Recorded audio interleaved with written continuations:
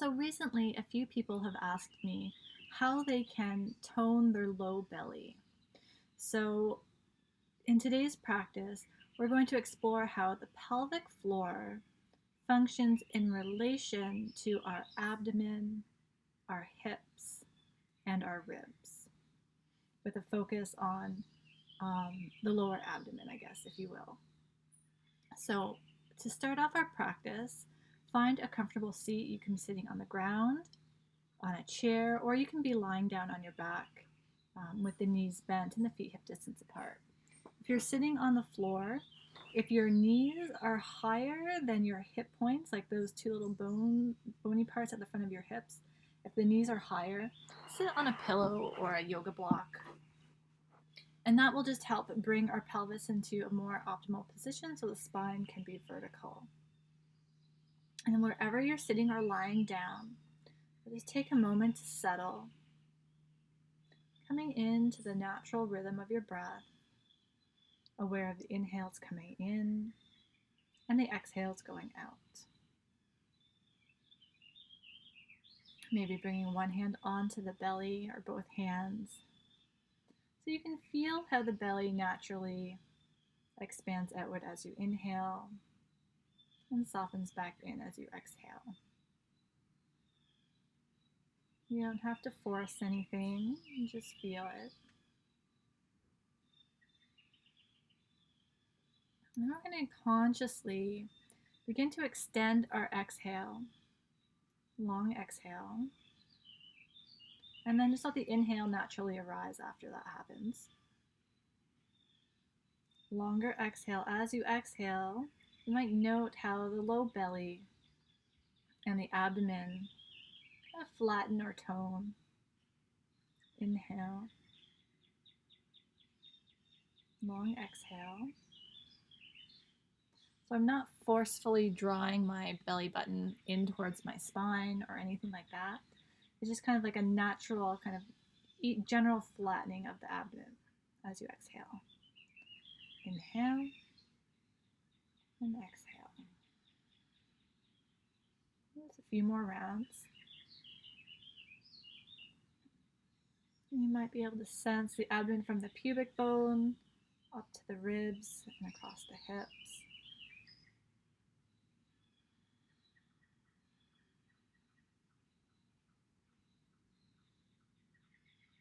Good.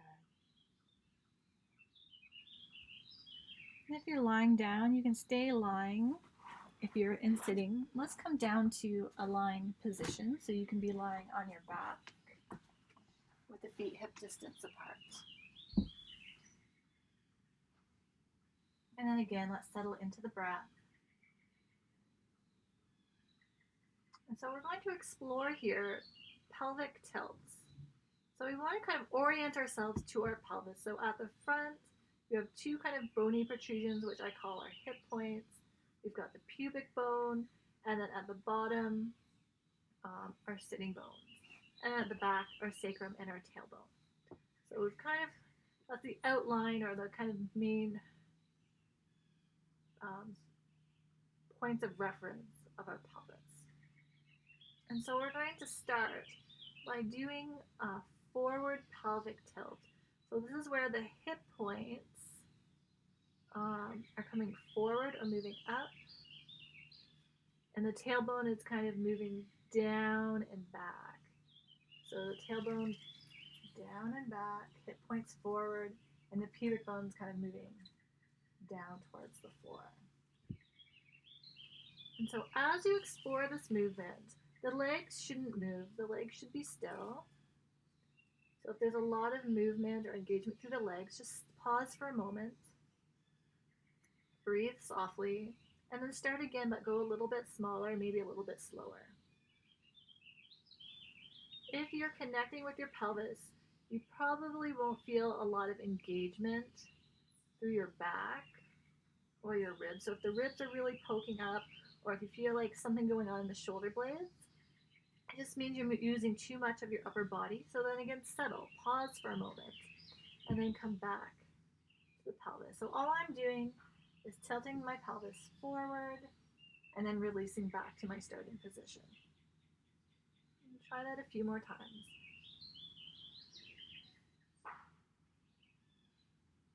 And then once you kind of have a sense of that motion, then we can pause. And then to reverse, now the pubic bone is lifting up and the hip points are sinking kind of back downwards towards the floor, and the tailbone is coming up, kind of scooping up this way. And then you also kind of might get a sense of the low back, the kind of the natural arching of the low back might be flattening towards the floor. But again, the hips aren't lifting. I'm not using my legs. My upper body is relatively quiet. And you might not even be able to see the movement. Maybe a little bit. So you don't have to do this quickly. You can just go slow and pause between each one. Backwards, tilt and release.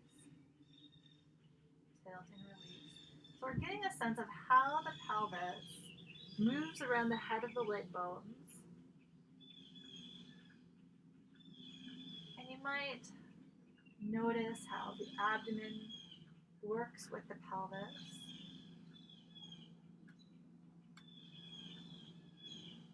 Notice if you're holding your breath or if you're able to breathe with ease. If you're holding your breath, pause again, and maybe go a little bit slower, a little bit smaller with your movement, so you're not feeling like you have to strain. And then you can begin to alternate between the two, tilting and tucking, tilting and tucking.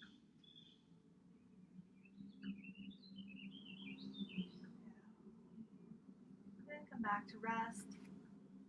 Roll over to your side and come up to standing. Okay, in standing, we're going to come into a mountain pose. So I'm just going to turn sideways so you can see. But the feet are about hip distance apart, and we're just standing tall. Feeling into the center of your heels, the base of the big toes, and the base of the baby toes. And then you might do a little tiny turn it of your left leg and take a small step forward with your right foot.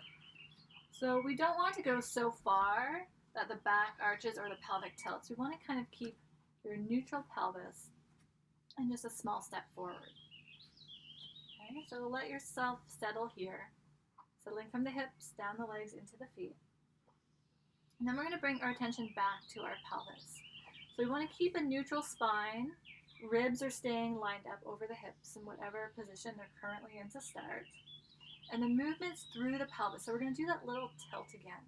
So in order to come forward, you might think of, and this, I'm just giving you this cue because it works for me and it might be different for you. If I feel or sense the tailbone lifting, that movement brings my hips forward. And my torso is just moving with my pelvis.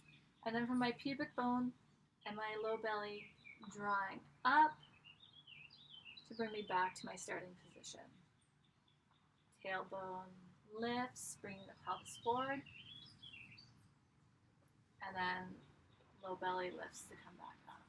And so I'm not doing anything through my upper body. I'm not rounding my back. I'm not poking my ribs out. So I'm not doing this movement. The movement's happening at the pelvis. And the upper body is just following along. So again, the legs are fixed and it's the pelvis moving over the head of the leg bones.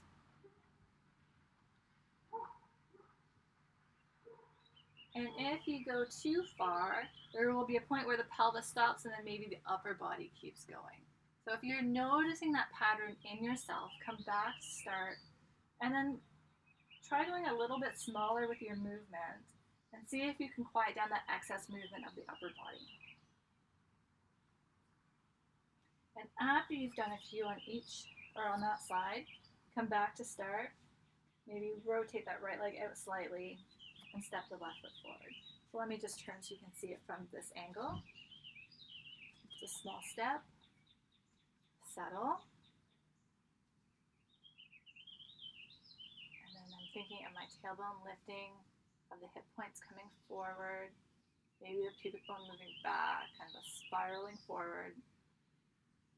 spiraling the pelvis back. And just go slow. There's no need to rush. Just feel.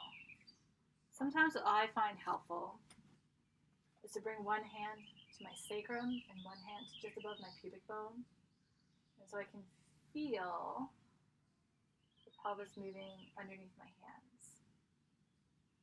So I'm lifting the sacrum, the tailbone into my back hand to come forward, and the pubic bone is drawing up into my hand to come up.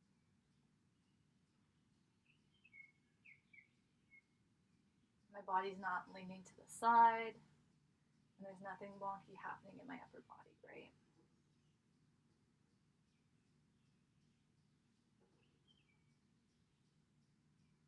So in doing so, we're maintaining the connection between our hips and our ribs, and our abdomen is involved in the work, as well as our pelvic floor. Good. And then you can step forward and just stand and notice how you feel. For myself, I know I'm feeling like I'm standing a little bit more grounded, more stable, a little bit taller, which is a really nice feeling. And then from here, let's explore a little bit of core work as it relates to the pelvic floor. So we're going to come back down to lying on our back. Oh, I might turn the other way so the sun's not in my eyes. Okay. So just come down and settle.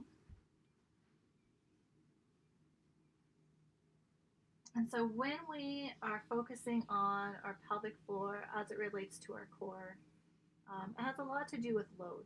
So if our load is too high, something's going to happen. Maybe our belly pooches out, or we start to arch our back. Then we start to kind of compensate in other places. So you might decide that you're going to start from here, and we'll work from this position. So let me give you a couple options. So the knees bent, we'll lift the right leg so the knees over top of the hip and the shins kind of parallel-ish to the floor. And then you'll bring the right hand onto the right knee. So same side hand, same side knee. And then you're going to press the leg and hand together. Only as much as the belly doesn't pop up or the ribs don't pop up. You're just kind of keeping that neutral torso. Neutral, neutral, neutral. Nothing's changed. Nothing's changed. And then I'm just pressing my hand into my knee. You may feel some engagement through the abdomen. Now, if this is too much for you, you can use a wall. And so you might bring both feet up onto a wall, and then bring the one foot just slightly away and start here. And then in terms of how long you hold it, it's going to depend. You want to be in a place where you can breathe with ease. If there's pain or strain through your system, this might not be the best option for you right now, or it might just be you hold for a shorter amount of time. Okay. And then we can switch sides. So we're only pressing as much as the pelvis stays neutral, the hips aren't hiking up or shifting around. Breathing with ease.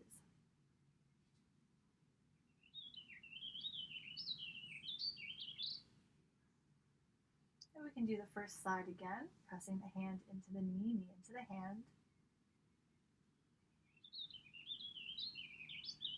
Observing the sensations you're experiencing in your body.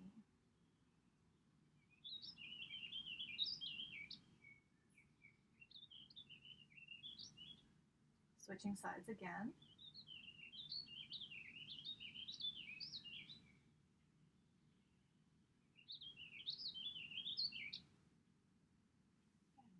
And then we're going to lift the right leg, but bring the left arm across. So now we're crossing the body and pressing the hand and knee together without the pelvis wobbling. And you might feel something different, a different place through your abdomen or your ribs. Be in a place where you can breathe with ease, knowing that you can release at any time. Or if this is really easy for you, you might want to hold it for a little bit longer. And then we can switch sides. Left knee, right hand. And so we're trying to keep the leg as much to 90 degrees as possible. You don't want it to be in close.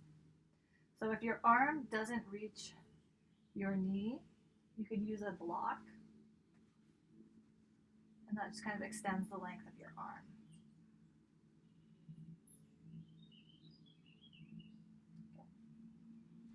And then you can try this right and left, both hands pressing into both knees at the same time. So this is kind of the next step or the next level in the progression. So if this is too much, if your back is arching or if you're really straining through your upper body, just do it one leg at a time. And then you can also do a cross. So you're keeping both knees up and doing one arm across at a time. So you really just have to explore and figure out what is the appropriate amount of load for you. This is more load, this is less load, okay? And then let's roll over and come on up to standing and notice how you feel in standing. There are actually two more practices that we can do. And this is going to involve a low lunge. So I will do it facing this way. I will bring one foot forward.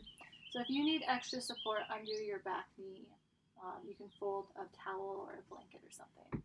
I'm just placing my front ankle under my knee. Good. So we settle in here. And so simply by being in this position, you might already feel kind of a natural engagement of the low belly. And you might be really kind of playing with your balance here. So maybe this is just where you stay and just feel the natural kind of sway of your body as it kind of recalibrates to find your balance. So this might be enough for you today, and which is fine. If you would like to play with a twist, you can bring the palms together and explore rotating the ribs towards that front leg. Trying to keep the hips and the legs nice and still, and only going as far as the legs don't move. Notice if the shoulders really want to initiate the movement. If they do, just come back and see if it can come a little bit more through the ribs. That way we're working more of our obliques and we're getting into that low abdomen area. So now we're strengthening the connection between our pelvic floor, our hips, and our rib cage. And if you want, you can always bring the opposite arm across and the other arm back. You can hold and breathe. Good. Coming back to center. And then we'll switch sides. So take your time to set up, ankle under knee, feeling into the 3 points of that front foot. Breathing softly. Notice how the abdomen naturally engages here without having to, engage it or draw it in. It's holding us up, nice and steady, nice and stable. If you did the twist on the other side, you can explore the same thing on this side. So it feels like the legs and hips are moving or the shoulders are initiating. Just come back and reset. And once you find that gentle twist, opposite arm can come across and the other arm can come back. Be in a place where you can breathe with ease, so we're not increasing any unnecessary tension into our system.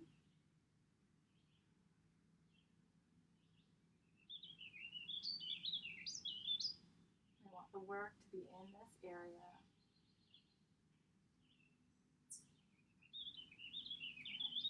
And then you can come back.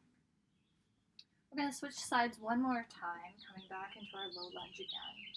And this time, actually, I'll do it facing you guys. Ankle under knee, settling into the 3 points of your front foot. And this time, we're going to go into a side bend. So we're going to create length from our armpit down the side of our ribs to our waist without, jutting out the hips. We don't want to do anything with the lower body.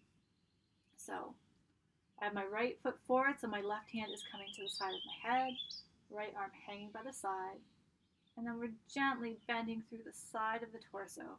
So from the armpit, ribs, waist.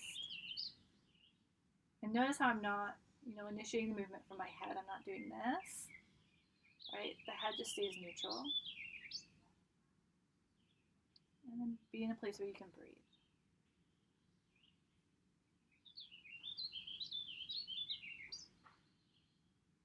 Maybe breathing into the side of the ribs. Notice maybe sensation in your low belly, ribs, the hips, and then coming back. You can try that side again, and then when you're ready, switching sides. Ankle under knee, sensing into the 3 points of the front foot so we're nice and steady. Hand comes to the side of the head, and then finding length from the armpit down the sides of the ribs to the hip. Breathing here.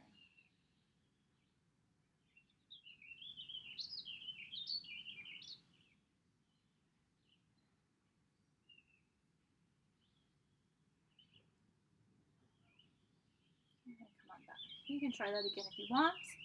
So a few exercises and breathing practices to help you reconnect to your pelvic floor and your low abdomen. Have fun exploring and let me know if you have any questions. Have a great day.